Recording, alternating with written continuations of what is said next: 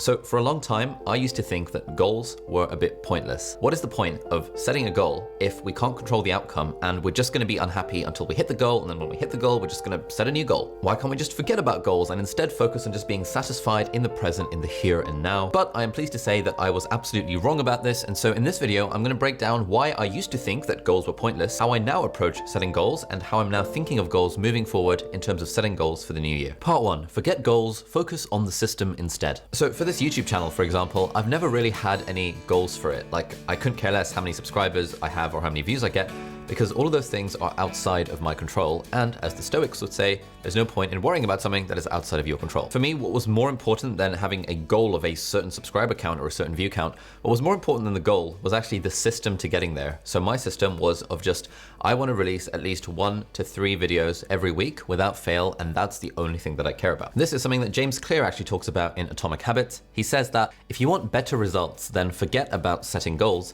Focus on your system instead. For example, if my goal is to get absolutely hench and become a Gymshark athlete, then just having that goal isn't really important. What's more important is the system, the process, the working out every day, the eating healthily, the taking steroids, not that bit. And there's 2 main issues that I've got with setting goals. The first is that they encourage us to focus too much on the destination and not enough on the journey. And I'm a big believer of journey before destination, as Brandon Sanderson would say. And secondly, goals restrict our happiness in a way, because when we set a goal, we're making this implicit contract with ourselves, which is that once I reach this goal, then I will be happy. And that means that we're constantly attaching our personal happiness to these goals. And so if we hit the goal, then we just get a slight release of happiness, and then we just set another goal. And if we don't hit the goal, then we'll be unhappy because we didn't hit the goal. So because of all these reasons, until recently, I'd come to the conclusion that, okay, goals are a bit pointless. Let's screw the goals and just focus on the systems instead. But I was wrong about this. And actually, in doing my deep dive live stream interviews with lots of cool people over the last few months, I have started to change my mind about the goals thing. Part 2, how to actually think about goals. 1, the goal is the compass. You don't want to just have a system and process just for the sake of having, what's it trying to, what's the point of that? Like, what's the direction? The goal is the compass. At the same time, a goal by itself isn't anything. You need a system and process to get there. You need both of them. Now, yeah, at the end of the day, the system and process, I think, requires a lot more focus and energy and matters more. But the goal is where you're trying to get. It makes no sense to try to say one is better than the other. They work complementary. They're perfectly in tandem. That was August Bradley, who I interviewed in September and who's an expert on systems thinking. He says that yes, systems are really important, but without a goal, we don't really have a direction that we're going. 2, a goal doesn't have to be a traditional SMART goal. A goal doesn't have to be a traditional goal. Like, a goal could be, I just want to be more relaxed in my life. I want to reduce my stress level. Like, that's a goal. Like, a peaceful existence. Yeah. With nothing scheduled on my calendar could be a goal.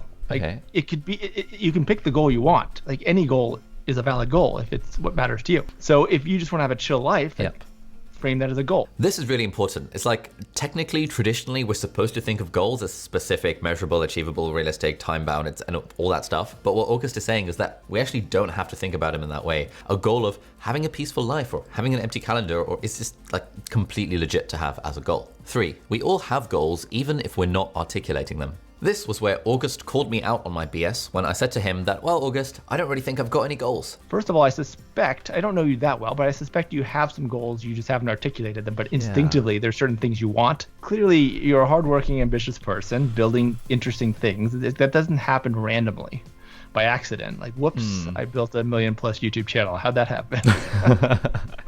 No, you had some things you were reaching for. And so it's helpful to be explicit and intentional about them. I don't believe you don't have goals. I do believe you might not have clarity on them, but I don't believe that they're not in you. This was a really good point. Like, I could convince myself that I didn't have goals, but actually, it was probably a failure of my imagination to actually articulate the goals that I did have. 4, all our behavior is outcome oriented. So in philosophy, there's a concept called teleology. And basically, it's the idea that every human action is to create an end. So like you and I right now, we're both actually trying to create an outcome.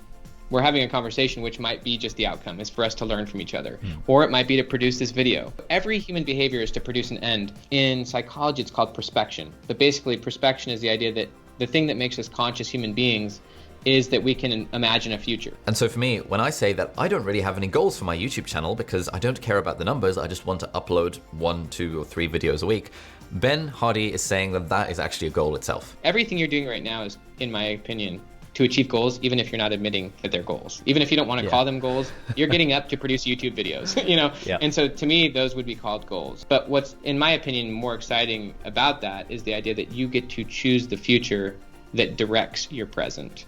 And that's called living consciously. 5, be honest about what you want. I get the idea that goals can be limiting, but the idea is that everything you do is to create an outcome anyways. And so why don't you just be honest about what the outcome is that you want? This is what I want. This is what I'm going for.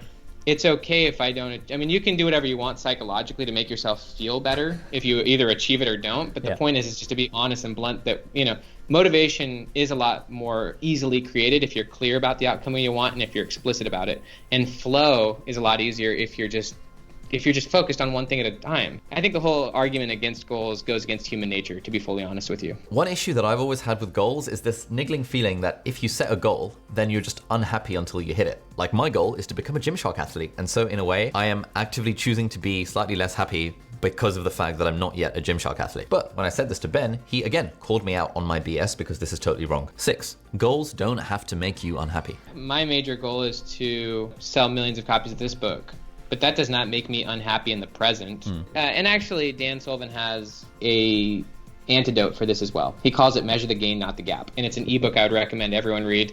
It's free. He gives it away. But basically, he says rather than measuring yourself against your ideal, you measure yourself against your former self. You measure yourself against where you were. So if you measured yourself against where you were 3 months ago, you probably have made progress towards whatever goal you've made. And if you're measuring yourself against your former self rather than your future self, then you're always going to be recognizing progress and you're always going to be feeling good. 7, goals give you purpose. This is one of the key ideas in Man's Search for Meaning, which is a book written by Dr. Viktor Frankl, who was a psychiatrist who was in the concentration camps and survived. And he wrote about the experience of his life and the life of his friends in the concentration camps in World War II. The thing that he figured out is that if we don't have a purpose towards our future, like if we're not striving for certain goals, then our present doesn't have any meaning either. He said that what man needs is not a tensionless state, but a striving and struggling for a worthwhile goal.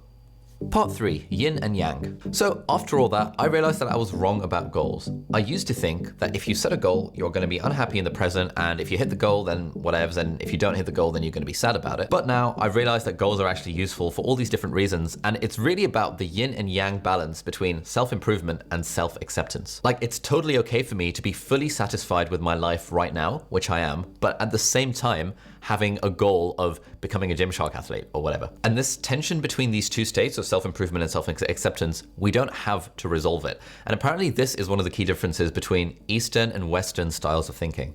Like in the West, we are very keen to have a logical conclusion to every point. And this is how I definitely think, where it's like, okay, well, how do I reconcile this idea that on the one hand, goals are kind of legit, but on the other hand, I want to be happy with where I am? And I used to think that I had to resolve this conundrum. If we think about it more like yin and yang as like apparently Eastern philosophers and Eastern thinkers would think about it, it's like on the one hand, you've got self-improvement. On the other hand, you've got self-acceptance. And the two can coexist in harmony. And it's really just about navigating a balance of the two rather than trying to solve the equation and come to the bottom of it all. So moving forward, I'm definitely planning to set goals for the new year in terms of having this self-improvement aspect. So I want to become a Gymshark athlete. I want to train in emergency medicine and maybe work abroad outside of the UK. I want to get married and have 4 kids. Probably not this year, but maybe at some point. But the point is that all of these goals are just directions. Like if I actually want to hit them, then yes, the systems and the habits are what is important. But if I don't have the goal, then I don't have a direction to go in the first place. In fact, one of my goals for the new year is to understand a lot more about how computer science works. Now, when I was applying to university, I was torn between applying to medicine and applying for computer science. Now, I went for medicine in the end, which was actually a great decision and one that I don't regret. But I still like computer science and I want to kind of take it a bit more seriously. So getting more pro at computer science is the goal, and the system that's going to help me get there is by taking online courses over at Brilliant, who are very kindly sponsoring this video. If you haven't heard, Brilliant is a fantastic platform for online courses on maths, science, and computer science. Their courses are fun, interactive, and engaging, and they teach stuff in a really first principles way that really helps you understand what's going on. These days, I'm taking Brilliant's course on cryptocurrencies, which builds it up from the ground up and teaches you about things like cryptographic signatures and how this sort of stuff applies to currency like Bitcoin. And actually, I lost about, I think it was £30,000 in 2017 on Bitcoin. And I'm hoping that I don't make that mistake again, because now I actually want to I'm, understanding how Bitcoin actually works. If, like me, you're also interested in learning how to code, then Brilliant has a fantastic introductory and advanced course on Python, which is the world's most popular programming language. If that sounds up your street and you want to join me in leveling up our collective knowledge and understanding of math science and computer science concepts, then head over to brilliant.org/Ali, and the first 200 people to hit that link, which is also in the video description, will get 20% off the annual premium subscription. If you like this video about goals and you want to build better systems and habits, which are the things that will ultimately help you hit those goals, then you should definitely check out my video over here, which is all about my summary and discussion about James Clear's fantastic book, Atomic Habits. Thank you so much for watching. Happy New Year, and I'll see you in the next video. Bye-bye.